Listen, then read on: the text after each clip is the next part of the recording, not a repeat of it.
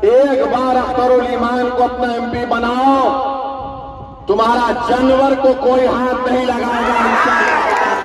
Master मुजाहिद की party ने तो निकाह कर लिया मोदी के साथ, बीजेपी के साथ, मगर हमारा मसला आएगा तो डॉक्टर ये मास्टर मुजाहिद बोलेगा मेरे मास्टर मोदी जी हैं, जो आका का हुक्म मैं मानूंगा।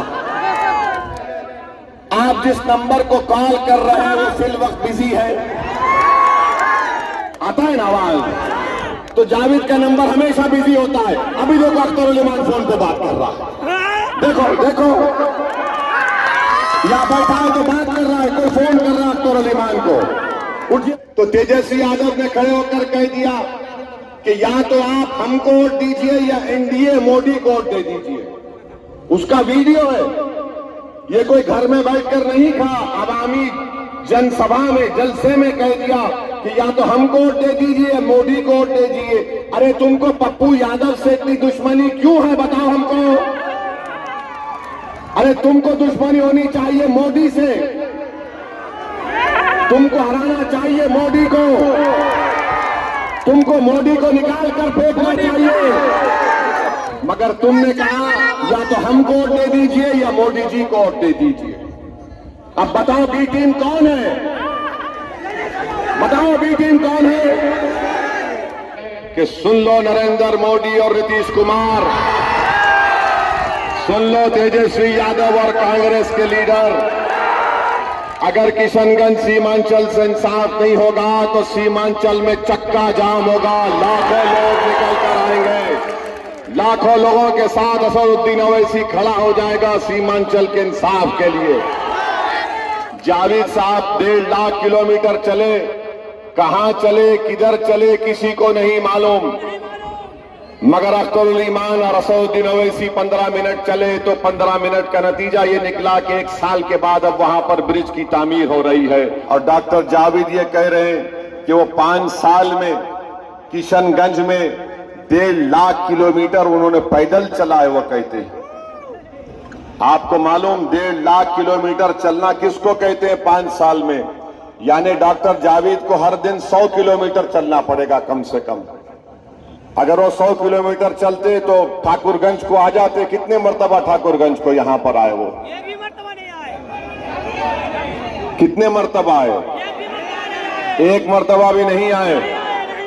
जो एक मर्तबा नहीं आया उसको आप दोबारा वोट देंगे? डॉक्टर जावेद बोलते हैं कि मैं 1.5 लाख किलोमीटर चला। हम आपको बताते हैं, हम और अख्तरुल ईमान साहब पिछले साल सीमांचल का इलाका है अख्तर भाई, हम नाम भूल जाते हैं, खरखरी भरभरी में, महानंदा नदी में, वहां की जनता ने कहा अख्तरुल ईमान ओवैसी साहब को लेकर आइए। हम चले गए और हमसे कहा गया कि सर इस नदी में चल के आपको दूसरी तरफ जाना है। आपका हुक्म हुआ, हम पानी में उतर गए, घुटने बराबर पानी था। हम चले गए, 15-20 मिनट में एक किनारे से दूसरे किनारे को पहुंच गए। और 15 मिनट अख्तरुल ईमान के साथ चलने का फायदा यह हुआ कि 8 दिन के अंदर तेजस्वी यादव उस वक्त डिप्टी चीफ मिनिस्टर था, उसने अख्तरुल ईमान को असेंबली में मिलकर कहा कि अख्तर भाई हमने आपके लिए वो ब्रिज को मंजूर कर दिया है जहां पर आप और ओवैसी साहब पानी में चले थे। मेरे भाई, जो मर्द मोमिन होता है वो 15 मिनट जब चलता है तो हुकूमत वक्त और हुकूमत ताकतवर लोग, जो जालिम लोग कुर्सियों पर बैठते हैं, उनको फिक्र लाहक हो जाती है कि अगर ये 15 मिनट चला पानी में और अगर ये एक दिन चलेगा सीमांचल की जमीन पर तो क्या हो जाएगा। ये काम अख्तरुल ईमान ने करके दिखाया। जावेद साहब 1.5 लाख किलोमीटर चले, कहां चले किधर चले किसी को नहीं मालूम, मगर अख्तरुल ईमान और असदुद्दीन ओवैसी 15 मिनट चले तो 15 मिनट का नतीजा ये निकला कि 1 साल के बाद अब वहां पर ब्रिज की तामीर हो रही है। अगर ठाकुरगंज की जनता, किशनगंज की जनता अख्तरुल ईमान को अपना मेंबर ऑफ पार्लियामेंट नया सांसद बनाएगी, तो मैं यकीन के साथ कह रहा हूं अख्तरुल ईमान आपके साथ सीमांचल की हर उस जगह पर, किशनगंज की हर उस जगह पर गांव में आकर चलेगा। और अगर सरकार उसके बावजूद भी नहीं सुनेगी तो हम आपके दरमियान में खड़े होकर कह रहे हैं कि सुन लो नरेंद्र मोदी और नीतीश कुमार, सुन लो तेजस्वी यादव और कांग्रेस के लीडर, अगर किशनगंज सीमांचल से इंसाफ नहीं होगा तो सीमांचल में चक्का जाम होगा। लाखों लोग निकल कर आएंगे, लाखों लोगों के साथ असदुद्दीन ओवैसी खड़ा हो जाएगा सीमांचल के इंसाफ के लिए। तो ये फायदा है अख्तरुल ईमान के चलने में, और डॉक्टर जावेद ने चला नहीं चला वो जाने। मेरे अजीज दोस्तों और बुजुर्गों, आज बीजेपी की सरकार कहती है कि वो पार्लियामेंट में यकसा civil code, uniform civil code का कानून लेकर आएगी। आपको मालूम यकसा सिविल कोड क्या होता है? नहीं मालूम? जिसको नहीं मालूम सुन लीजिए। उत्तराखंड भारत का एक प्रदेश है, वहां पर बीजेपी ने यकसा सिविल कोड को नाफिज कर दिया। और नाफिज करने का मतलब यह है कि उत्तराखंड में जो मुसलमान हैं उनकी जब शादी होगी, निकाह नहीं होगा, उनकी जब शादी होगी निकाह नहीं होगा। तो मुसलमानों में शादी निकाह से होती है ना, गवाह चाहिए, काजी साहब का खुतबा चाहिए। अब उत्तराखंड में बीजेपी की सरकार ने कह दिया कि मुसलमानों का निकाह शादी निकाह से नहीं होगी, स्पेशल मैरिज एक्ट आपको एसडीओ के दफ्तर पे जाना पड़ेगा, एसडीएम के दफ्तर पे। महरम हम जो दुल्हन को देते वो भी नहीं, खत्म कर दिया। अब आप बताइए, जब उत्तराखंड की विधानसभा में यह कानून पास हो रहा था तो कांग्रेस ने भी बीजेपी के साथ दे दिया। जाकर देख लीजिए इंटरनेट पर, गूगल पर, कांग्रेस ने भी साथ दे दिया। अब उत्तराखंड के मुसलमानों की शादी निकाह से नहीं होगी, महर नहीं दिया जाएगा। और यह कांग्रेस के लोग हमको कहते हैं ये बी टीम है, वोट कटवाए। अरे तुम्हारे एमएलए थे विधानसभा में, तुम मुखालिफत करते, तुम ऐवान से वॉकआउट कर देते, मगर तुमने तायीद किया, आवाज के वोट पे साथ दिया बीजेपी का। अब जब पार्लियामेंट में यकसा सिविल कोड का बिल लाया जाएगा तो उत्तराखंड में कांग्रेस ने तायीद कर दी। अगर जावेद भी होगा या फिर ये मास्टर मुजाहिद होगा तो कोई उठेगा नहीं। अगर कोई उठेगा और उठकर कहेगा कि मुझे मंजूर नहीं है, मेरी शादी होगी तो निकाह के खुतबे से होगी, मेरी बेटी को महर मिलेगा, उसका नाम अख्तरुल ईमान होगा, और मास्टर मुजाहिद नहीं हो सकता।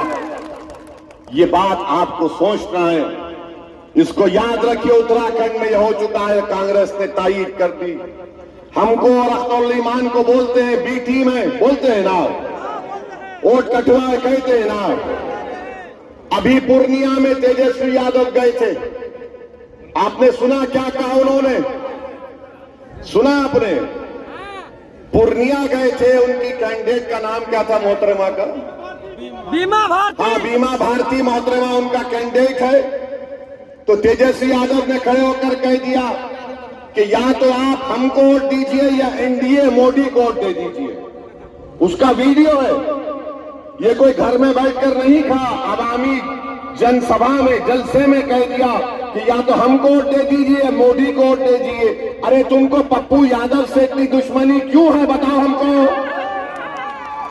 अरे तुमको दुश्मनी होनी चाहिए मोदी से, तुमको हराना चाहिए मोदी को, तुमको मोदी को निकाल कर फेंकना चाहिए। मगर तुमने कहा या तो हमको वोट दे दीजिए या मोदी जी को वोट दे दीजिए। अब बताओ बी टीम कौन है? बताओ बी टीम कौन है? और बिहार में कांग्रेस राजद मिलकर है, एक ही परिवार का हिस्सा है, अलग नहीं है कांग्रेस राजद से। मेरे भाई, यही तो ड्रामा हो रहा है, आपको हमको बेवकूफ बनाया जा रहा है। असदुद्दीन ओवैसी से नफरत क्यों? क्योंकि हम सच्चाई को बयान करते हैं और अल्लाह ने इनकी जबान से इनके असली चेहरे को आपको दिखा दिया कि पूर्णिया में तेजस्वी ने यह कह दिया। तो इसलिए आपसे अपील कर रहे हैं, अपने वोट को खराब मत करिए, अपने वोट को बटन छाप पर बटन दबाइए। पतंग साहब को वोट देकर अख्तरुल ईमान को अपना सांसद बनाकर दिल्ली भी जाइए। और हम आपसे वादा कर रहे हैं कि इंशाअल्लाह बहादुरगंज या ठाकुरगंज में एक सब डिवीजन बनना चाहिए, हम लड़ेंगे उसके वास्ते इंशाअल्लाह होगा। हमको मुफ्ती अतर साहब ने बताया अभी कि बॉर्डर का इलाका है, नेपाल करीब है, यहां पर मवेशी लोग जो अपना जानवर ले जाते हैं चराने के लिए, उन जानवरों को खींच लिया जाता है। एक बार अख्तरुल ईमान को अपना एमपी बनाओ, तुम्हारा जानवर को कोई हाथ नहीं लगाएगा इंशाअल्लाह। अख्तरुल ईमान दौड़ते आएगा। ये क्या बात पर मवेशियों को तंग किया जाता है? बॉर्डर दूर है मगर हमारे लोगों को तकलीफ दी जाती है, ये गलत काम है। मगर तकलीफ इसलिए हो रही है क्योंकि आप जावेद को अगर फोन मिलाएंगे तो कभी फोन इंगेज है तो क्या आवाज आती है? आप जिस नंबर को कॉल कर रहे हैं वो फिल वक्त बिजी है, आता है ना आवाज? तो जावेद का नंबर हमेशा बिजी होता है। अभी लोग अख्तरुल ईमान फोन पे बात कर रहा है, देखो देखो, या बैठा है तो बात कर रहा है, कोई फोन कर रहा है अख्तरुल ईमान को, उठिए अख्तर भाई फोन से बात कर रहे नहीं कर रहे। हमारे साथ बैठे रहते, फोन पे आते, बाबू ये काम करो, वो बाबू वो काम करो। अख्तरुल ईमान जावेद साहब ऐसे टिप टॉप आदमी है, एकदम बड़े रईसजादे हैं।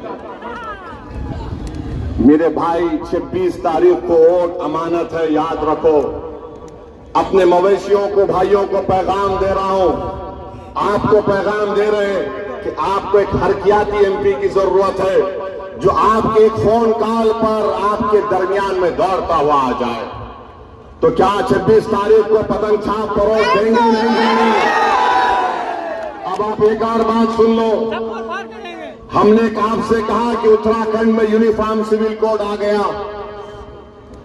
अब अगर यूनिफॉर्म सिविल कोड पार्लियामेंट में आएगा, खुदा ना खास्ता मास्टर मुजाहिद जीत गया, तो मास्टर मुजाहिद क्या करेगा? मास्टर मुजाहिद की पार्टी ने तो निकाह कर लिया मोदी के साथ, बीजेपी के साथ। मगर हमारा मसला आएगा तो डॉक्टर ये मास्टर मुजाहिद बोलेगा मेरे मास्टर मोदी जी हैं, जो आका का हुक्म मैं मानूंगा। तो आपसे अपील कर रहे हैं कि जेडीयू को वोट देना मोदी और बीजेपी को वोट देने के बराबर है। और मोदी ने CAA का कानून लाया है और बीजेपी ये इरादा रखती है कि आने वाले दिनों में मुस्तकबिल में भारत में NPR NRC कराया जाएगा। ये बॉर्डर आपके करीब है। क्या पूर्णिया में आकर नरेंद्र मोदी ने नहीं कहा कि घुसपैठियों बहुत ज्यादा है यहां पर? कहा था ना पूर्णिया में मोदी ने? फिर राजस्थान में मोदी ने भाषण देकर कहा कि भारत के मुसलमानों को पूरों को घुसपैठी कह दिया, 17 करोड़ मुसलमानों को। नरेंद्र मोदी ने पूरे भारत के 17 करोड़ मुसलमानों को घुसपैठी कह दिया और हमसे कह दिया कि मुसलमान ज्यादा बच्चे पैदा कर दे, और ये कह दिया कि हमारी हिंदू बहनों के गलों से मंगलसूत्र उतारकर मुसलमानों को दे दिया जाएगा। नरेंद्र मोदी दुनिया का सबसे बड़ा झूठे शख्स का नाम तो यह तो नरेंद्र मोदी है। झूठ बोलते हैं वो। मेरे भाई, हम घुसपैठिया नहीं है। क्या आप लोग घुसपैठी हैं? आप लोग घुसपैठी हैं? अरे एक साथ हाथ उठाकर बोलिए कि हम घुसपैठी नहीं है। नरेंद्र मोदी हमको घुसपैठी कहते हैं और फिर हमारी मां और बहनों को बोलते हैं बच्चे बहुत पैदा कर रहे। झूठ। गवर्नमेंट का आदाद शुमार बता रहा है कि हमारी मां और बहनें और आप लोग, हम लोग बच्चे कम पैदा कर रहे हैं, मगर हम पर इल्जाम लगा दिया जाता है अरे नरेंद्र मोदी तुमने बताओ। नरेंद्र मोदी की गवर्नमेंट का डेटा बोलता है कि जो गांव में मुसलमान बसता है वो माहाना बहुत मुश्किल से 1100 रुपये अपने खाने दवा पर खर्चता है। हिंदू भाई उससे ज्यादा खर्चते हैं, सिख भाई सबसे ज्यादा खर्चते हैं, मगर नरेंद्र मोदी बोलते हैं दौलत हमको दी जा रही है। कौन सी दौलत है नरेंद्र मोदी? चलो मेरे साथ सीमांचल नरेंद्र मोदी, तुम मेरे साथ 1 घंटा चलो, मैं तुमको सीमांचल में उन स्कूलों में लेकर जाऊंगा जहां पर बच्चों के जिस्मों पर कपड़े नहीं है, उनकी हड्डियां दिखती हैं। ये हमारी गरीबी का आलम, कस्मपुरसी का आलम। नरेंद्र मोदी बोलते हैं कि दौलत हमको मिलेगी। कौन सी दौलत मिल रही है मोदी हमको? तुमने हमारी मस्जिद को छीन लिया, तुम हमारे गोश्त के नाम पर मार रहे हो। तुम हमको गाली दे रहे हो, हमारा हिजाब, हमारा निकाब, हमारा बुर्का खतरा बन गया, हमारी अज़ा खतरा बन गई। आप बताओ फिर क्या करेंगे? ऐसे माहौल में आपको ये जरूरी है कि आप अपनी एक आवाज को बुलंद रखें, अपनी ताकत को पैदा करें। याद रखो मेरे अजीज दोस्तों, मेरी इज्जतदार माँ और बहनों, जज्बाती तकारीर से, नारे मारने से तुम्हारी क़यादत नहीं बन जाती। आपकी क़यादत उस वक्त बनेगी जब आप मुत्तहिदा तौर पर अपने के कोर्ट का इस्तेमाल करेंगे। और हम आपसे बता रहे हैं कि 26 तारीख के दिन आप एक एक वोट को ज़ाया मत होने दीजिए, कांग्रेस को मत दीजिए, जेडीयू और बीजेपी का साथ मत दीजिए। ये लोग, इनमें कोई फर्क नहीं है, ये ऐसा ही करते हैं। बल्कि हमको आपको बताना था, कल हमारे भाई आदिल हसन ने हमको अच्छा बताया कि एक बीजेपी का एमपी है जिसको कांग्रेस ने टिकट दिया है, मुफ्ती अतर जावेद साहब, ऐसे आदमी को टिकट दिया है जो कोविड के दौरान में कहा था कि कोविड फैला तबलीगी जमात की वजह से। उसको कांग्रेस ने टिकट दिया है, भाजपा से आया है, उसको टिकट दिया है, जिसने कोविड में कहा था कि तबलीगी जमात ने पूरा कोविड फैला दिया। सही बात है, बोला था। मेरे भाई, ऐसे लोगों को कांग्रेस टिकट देकर गाली हमको देते हैं और ये समझ रहे हैं कि आप लोग इन तमाम बातों पर गौर नहीं करेंगे। मेरे अजीज दोस्तों और बुजुर्गों, भारत के प्रधानमंत्री ने जो ये कहा अपने भाषण में कहा कि मुसलमान घुसपैठी है, तो मैंने कुछ लिखा है, मैं चाहूंगा कि आप मेरे साथ वो बात दोहराएं। आप दोहराएंगे मेरे साथ?